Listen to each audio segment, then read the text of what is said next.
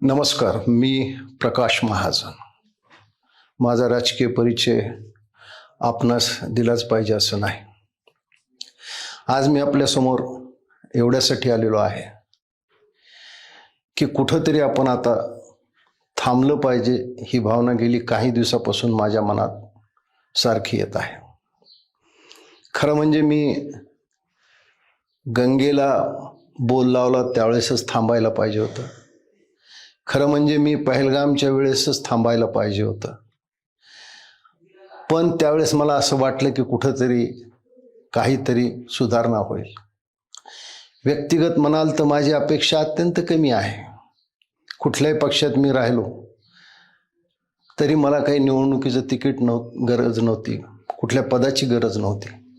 फक्त हिंदुत्वाचा विचार जोपासला जावा एवढीच एक भावना होती.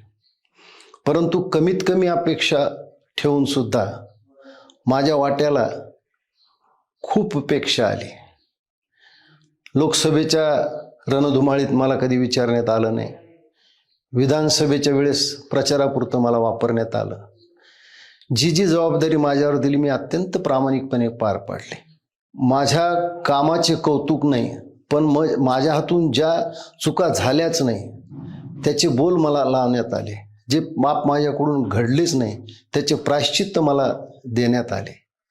खरं म्हणजे मी फक्त अमितजी यांचा थोडा अपराधी आहे. मी त्यांना छत्रपती संभाजीनगरच्या सभेत हे शब्द दिला होता की अमितजी, मी तुमच्यासोबत काय तुमच्या मुलासोबत देखील मी काम करेन. पण दुर्दैवाने परिस्थिती अशी आली की मी दिलेला शब्द पाळू शकत नाही. अमितजी, तुम्ही मला समजून घ्याल असं मला वाटतं.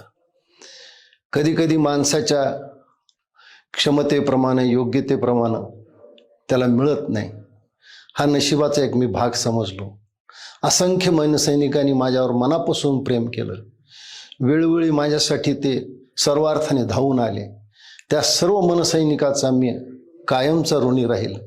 पण मला असं वाटतं की आता आपण इथं थांबलं पाहिजे, कुठंतरी या मनोरुग्ण अवस्थेतून बाहेर आलं पाहिजे.